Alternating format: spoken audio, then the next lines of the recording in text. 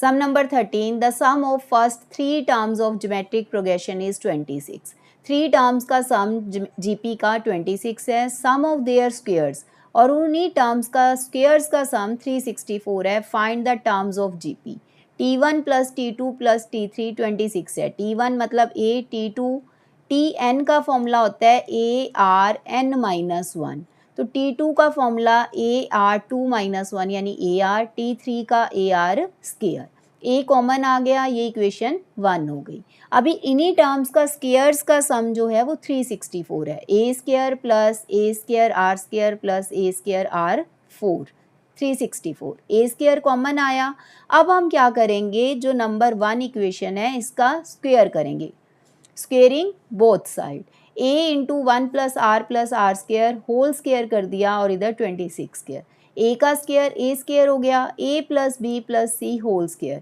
A square plus B square plus C square plus 2AB plus 2BC plus 2CA 676 के equal आ गया.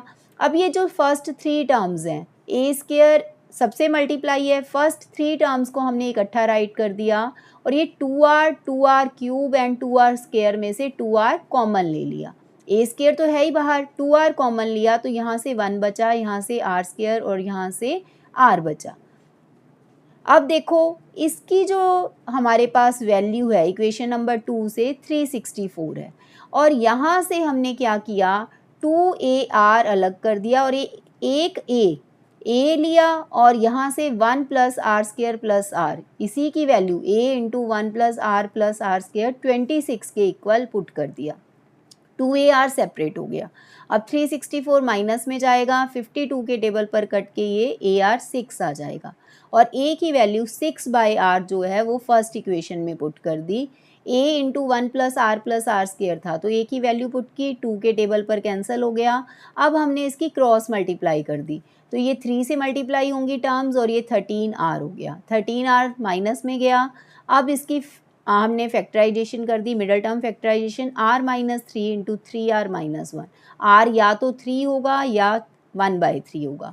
अगर r 3 है तो a 6/r था तो वहाँ से a 2 आ गया और 6/r, r 1/3 तो a 18 आ गया. आप देखिए जो GP है a into AR square, r की वैल्यू 3 और a 2 पुट किया तो ये टर्म्स आ गई. r की 1/3 और a 18 पुट किया तो ये वाली टर्म्स आ गई. Thank you.